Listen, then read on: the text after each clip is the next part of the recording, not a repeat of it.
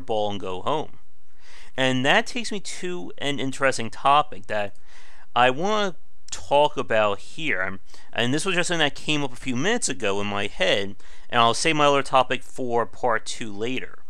And that has to do with kind of keeping a game or making a game available around the world. And this has to kind of do with both censorship and, again, with making something that is appealing to multiple audiences. And there was a big hubbub a few months ago, or I think even a few weeks at this point, about Rainbow Six Siege and having to censor itself. Okay, it was back in November, and this is one of those very weird issues when we talk about video games and the whole art versus a product thing. Because, oh man, half my nose is open right now, that's never good. But there's always been that issue of censorship when it comes to the various markets. Again, gamers famously know that violence good, sex bad in the United States, while sex good, violence bad in like Europe and I think in Japan as well. And for each one of our respective countries and markets, it's been that very weird case of when you're trying to make a game that's going to be ported to the various places, because you do have to jump through those respective hoops. I think this was in a video I made a few months ago, I talked about getting your game rated and how each territory has its own rating system and board. Europe has PEGI, United States has the ESRB, I think China has its own, and let me see. And there was one company that kind of was trying to do everything. Is this it? No, that's not it. And yeah, I know this is a very exciting topic, but it is a very important one. Let's see. So Europe PEGI is Pan-European Game Information. Looks like Finland has its own. Germany. Yep. So like just about every major territory, even some of the smaller countries, has their own rating system and their own board that determines what is and what isn't considered acceptable content for everybody.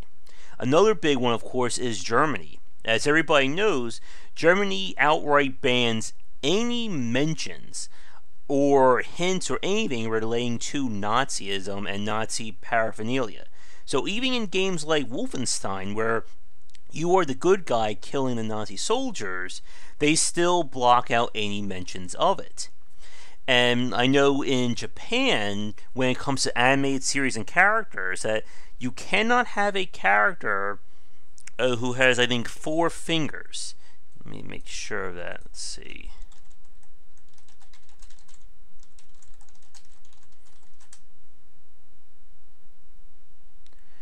Yeah.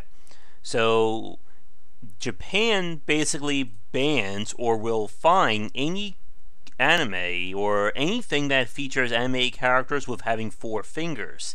And I think the stories that has to do with people I think people working in the fish market or fish workers cutting their hands, or at least that's what I heard.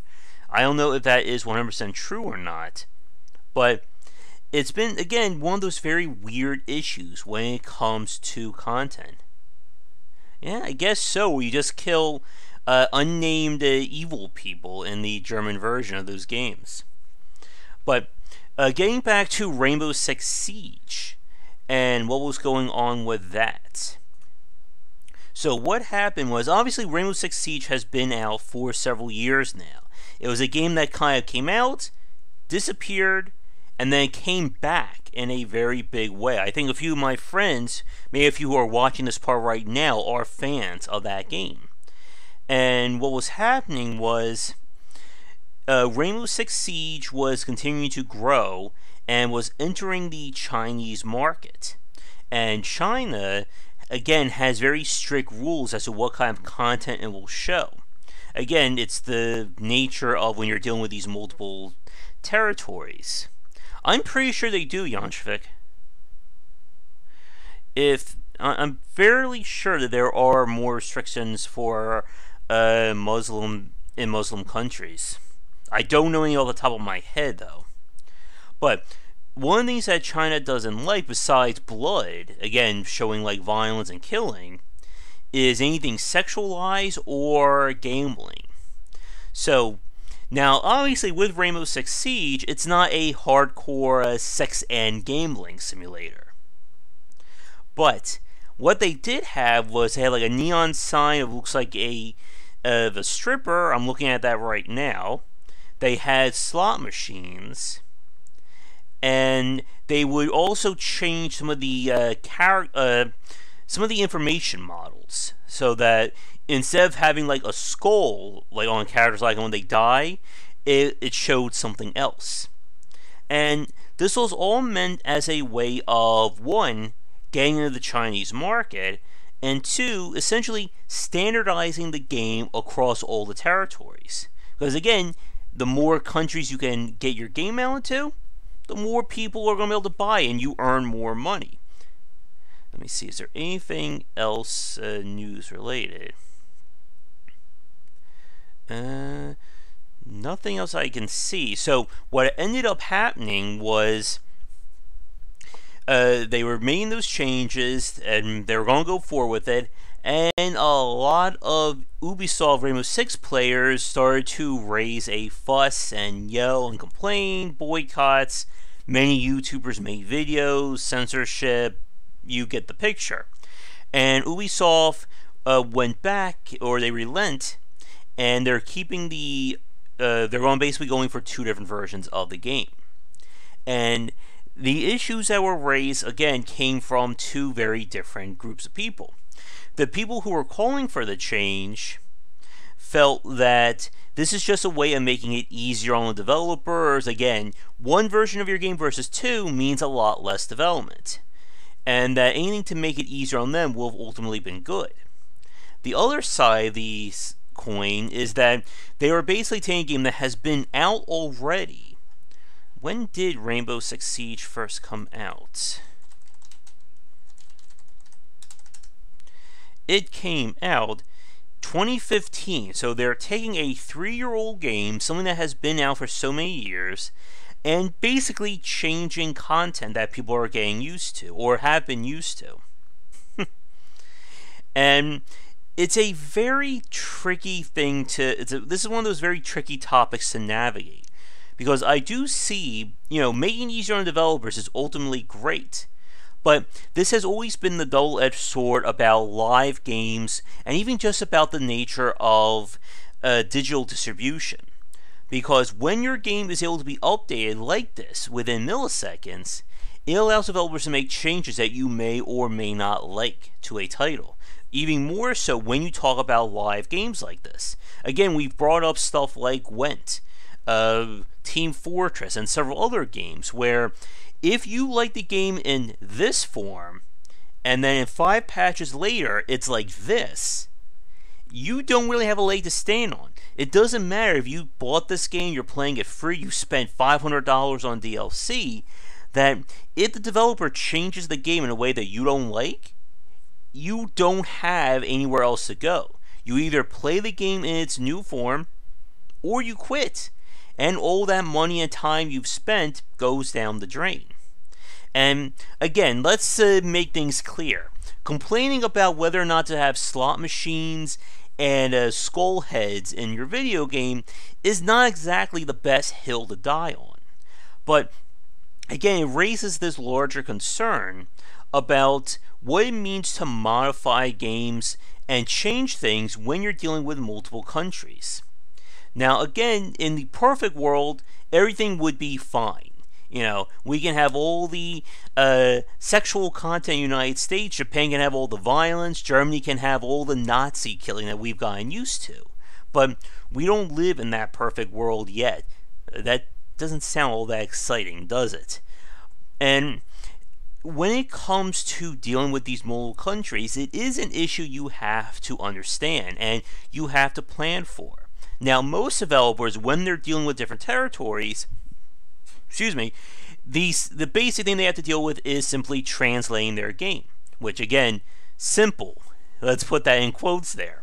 Especially if your game has a lot of text and dialogue to it.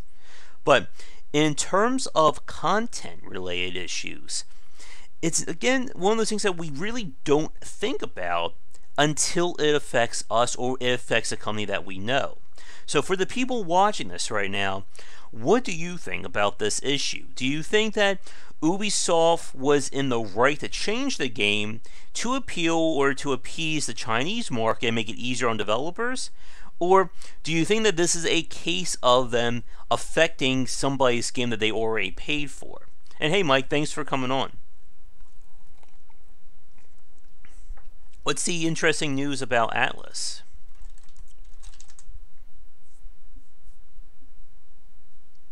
Let's see.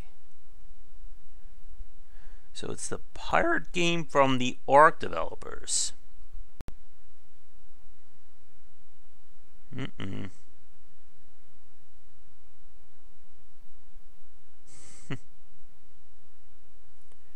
That's not good.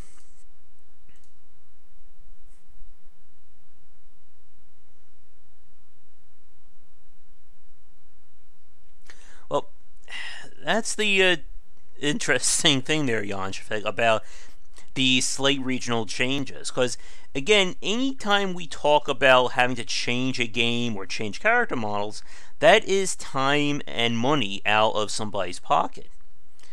And it would be easier if just one game version was allowed. But again, when we talk about like those big differences, going from United States to Japan, China to another part of the world, you do have to have those big issues. I know another company that has ran into some of those issues has been Nice America. Nice, of course, has ported many Japanese games over the years. Again, most notably would be the Disgaea franchise. And some of their games have, I guess, that risky appeal to, a risque. Yeah. I'll get to your point in a second there, Janshvik. Like, one of the things that we saw was a lot of their games feature everybody's favorite term, fan service, when it comes to anime, and a lot of that gets censored for the United States market. When it does, people raise a stink about it. When they leave it in the original form, people raise a stink about that as well.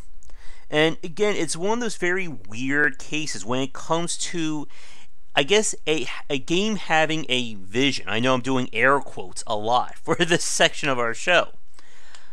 And cracking my knuckles, too. Here, there you go. You can watch that a little bit. But when it comes to these video games, the vision of the game may not necessarily gel with whatever country it's being aimed for. And as Janshvik said there, that when you have large markets, again, China is not a small country. We can all safely agree with that. And if you're trying to get your game into a very large market, you're probably going to be willing to move heaven and earth to do that. And again, it's one of those issues when we talk about Ubisoft. And again, going back to the development team, that Ubisoft is not a small company. And that if they were really wanting to do this and keep everybody happy, this wouldn't necessarily be an issue for them. Again, they have multiple offices worldwide. Probably at this point, hundreds, maybe even a few thousand people under the Ubisoft brand. And the changes that they're talking about don't necessarily seem that big. But again, when we talk about this stuff, it's hard to say just how necessarily big or small it is without talking to the developer in question. And for a lot of people, again, when you're taking a version of the game that's been out, it's been developed for so many years, and saying, oh, we're changing all of this now, it's really never looked at as being favorable. Now, if they would have done this, like, let's say month 1, or let's say in the first year of the game being released, and saying, we're going forward like this, it probably wouldn't have been seen as so bad, because the game is still early in its life cycle. But when we talk about games having multi-year plans or being out for so long, and that can certainly be true as well there, Mike. But when we talk about games being out for so long and they become established or rooted, you have to be careful when you make those changes to not upset the core market, the people who've been there since the beginning. Whether that means keeping blood and guts and slot machines in your game, or even in Nisa's case, about having games that feature sexualized characters and content. Again, it's not exactly the thing that I like to play my games for, but that has been a part of their market, and they have kind of embraced that. I know there is the SNK Heroines game that it basically features every female character in an what was it? What's that franchise? Oh great, now I'm gonna piss off the fighting game community again. Let's see. SNK Heroes Tag Team Frenzy. So features all their favorite female characters in full fan service mode. And again, it's not exactly the game I'm going to play. I'm sure a lot of people watching this aren't, but there apparently is a fan base for it, and that as well. And like we say, if there is a market, no matter how big or small, there will be people to fill it. Like we've said with the visual novel games, there are plenty of M-rated and adult visual novel games on Steam, or have been on Steam. And while they are not going to be making Counter-Strike Go Counter-Strike Go money anytime soon, they do fill that niche. And as long as that niche has people willing to spend money, there's going to be those games. And they could cut out all that content. I'm sure those visual novel games are probably banned or not allowed in certain countries.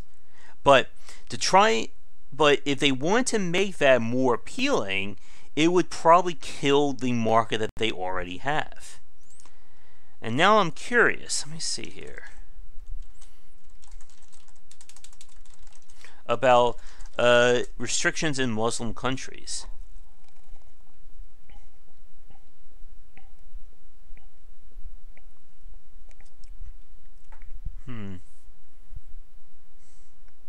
I know there are certain things they ban that are related to it. Visual novels are PowerPoint presentations. Let's see.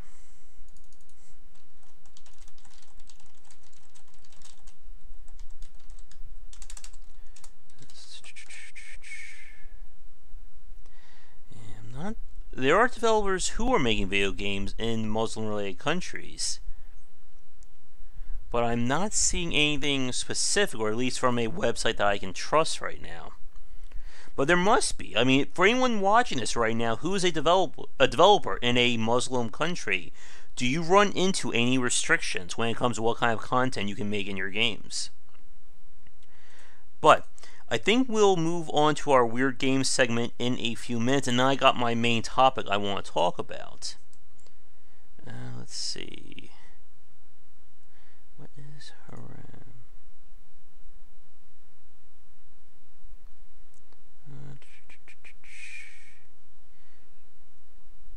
I am not finding anything I can quickly look at relating to Muslim related stuff. And religion is another one that has been very sticky, but that I think goes more for general content as well. Like, you're not going to see games making fun of Christianity, Judaism, again, trying to paint any major religion in a negative light. That's why a lot of games will say it's a fringe sect, or they'll create their own religion, like we saw with Far Cry 5, and having their own cult. And instead of saying that, they're zealots, they are a radical segue, I think, from Christianity or one of the major religions. That way, they don't worry about angering the main branch. Well, there are plenty of games where we kill gods and gods. God and gods. I mean, God of War killed everybody. But yeah, we haven't seen a game go like that unless we talk about some of those very low budget, Bible fighters or stuff like that. But yeah, religion is still one of those topics that is arguably considered or still considered taboo for a lot of games. Same goes for games that feature anything that's to do with hurting children, and we could still say that female characters are still kind of treated, I guess, with lesser hands compared to male characters. Although we did see Laura Croft Tomb Raider getting the crap kicked out of her. Yeah, I'm pretty sure I heard of that one.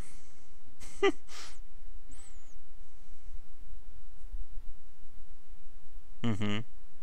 Yeah, I know there was a lot of concern over the game 6 Days in Fallujah. That game, I think, was not only banned, but I think was canceled due to what they were due to trying to show that situation. And again, we do not see game. Thank you, Dragon. We do not see games that tackle real-world current events. And if any do come out, they are heavily criticized and most of the time boycotted or banned. All the games that are trying to make money off of school shootings, for instance, recent war games are criticized, and things along those lines. And again, it's one of those situations where the ever popular word censorship gets brought into play. Is it considered censorship if you yourself are not mentioning this stuff? And again, it's a very tricky tightrope to walk when it comes to this kind of thing. Because as a developer, you don't want to censor your content, anything like that. On the other hand, if you are trying to maximize your profits, then you want your game to be as appealing as possible. So featuring a scene where, Nazis go around killing people in your 2D platformer isn't exactly the wisest business move. And games that are politically charged typically don't make as much money. They do make some money. Again, there is always an audience for the stuff. If there wasn't, we wouldn't see the game to begin with. I'm sure Hatred, that very famous game from a few years ago, brought in some money. Probably not a lot, but I'm sure there are people who bought that game whether because they liked the content or they wanted to quote-unquote stick it to the man. But again, at the end of the day, if you're trying to be successful in the game industry, you have to look at things from what is the most, appealing element, or where can I get the most appeal for my game?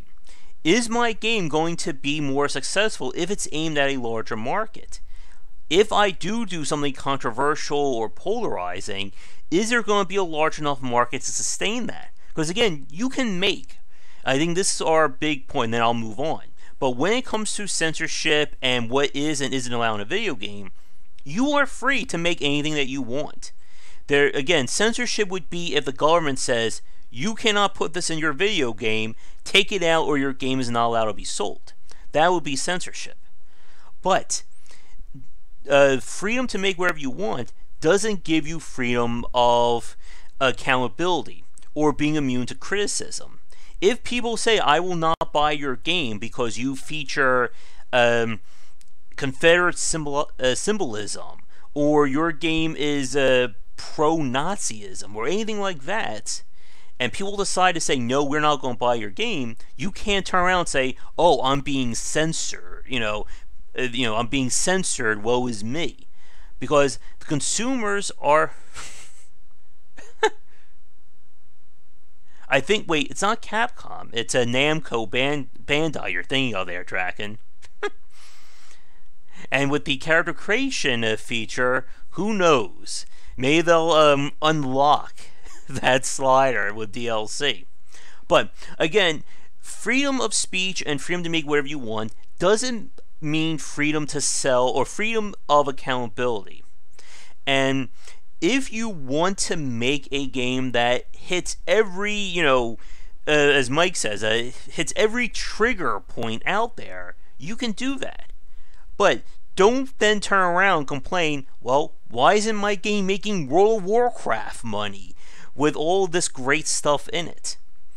And again, at the end of the day, as a developer, you need to be able to look at your game and look at the market. if you are going to aim for a niche market or a very polarizing market, such as visual novel, dating games, or again, fan service, you can do that. But don't be expecting your game to be hitting a mass market. This is why major companies are very protective of their brands. You will never again see, or you will never see Nintendo license Mario off to an M-rated or an AO game. Hell, they may never put Mario in a T-rated game because they understand about the power of their branding and what it means to have that mass marketing appeal brand. We can even argue Marvel is a big example of that. On one end of the scale, you have Marvel with their Y to Y7 programming. On the other hand, you have stuff like their Marvel Max line. You have, well, we did have the Netflix shows, but they are unfortunately going away. I mean, even DC has been doing all that weird stuff. They have that Titan show going on. Doom Guy and Smash. Yes, let's go for that. Yeah. But Smash is definitely not considered like a main branch Mario game, or it's not branded as Mario. Now, if Bayonetta appeared in a Mario platformer, that would be interesting. Or I know, we put Doom Guy in Super Mario Odyssey 2. But to wrap up this point, when it comes to censoring or not censoring your game or what kind of content you have, you do have to think about the greater market. And if you are going to make changes like this, it's better to do it behind the scenes rather than after the game has come out, as Rainbow Six Siege has learned, as many developers has learned. Because once you've released a game onto the market, that creates the foundation of what people expect out of your title. And making major changes following that is going to anger people, because it's seen as betraying that vision. That is a very good question there, Draken. One we may never hear from. Who knows? Well, that just opened up a whole lot of fan fiction and DeviantArt pictures. Thank you, Draken. But with that said, we'll move on to our Weird Games segment, and I have another topic that I want to talk about briefly. And maybe we'll keep this under 2 hours. Who knows?